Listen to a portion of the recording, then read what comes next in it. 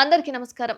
ప్రభుత్వ భూముల్లో అక్రమాలను తొలగించడం, చెరువులను రక్షించడం కోసం సీఎం రేవంత్ రెడ్డి హైడ్రా అంటే Hyderabad disaster management and asset protection ఏజెన్సీని తీసుకొచ్చిన విషయం మనందరికీ తెలిసిందే. అయితే ఈ సంస్థకు కమిషనర్గా ఐపీఎస్ అధికారి ఏవి రంగనాథ్ ఉన్నారు. ఇప్పుడు ఆయనకు మరో కీలక బాధ్యతను అప్పగించే యోచనలో తెలంగాణ సర్కార్ ఉన్నట్లు తెలుస్తుంది.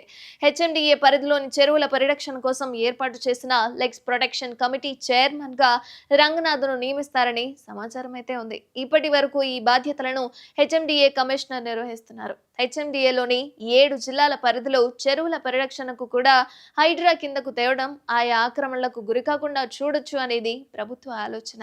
అయితే ఇందులో భాగంగానే హైడ్రాతో పాటు చెరువుల పరిరక్షణ కమిటీ బాధ్యతలను కూడా రంగనాథ్కి అప్పగించాలని నిర్ణయిస్తున్నట్లు సమాచారం అయితే ఉంది. దీంతో త్వరలోనే ప్రభుత్వం నుంచి ప్రకటన వెలువడే అవకాశం ఉందని అధికార వర్గాలు చెబుతున్నాయి. మరోవైపు హెచ్ఎండిఏ పరిధిలో ఉన్న 7 జిల్లాల్లోని చెరువుల సర్వే, ఎఫ్టీఎల్ నిర్ధారణ, నోటిఫికేషన్ వెంటనే పూర్తి చేయాలని కమిషనర్ అహ్మద్ ఆదేశించారు.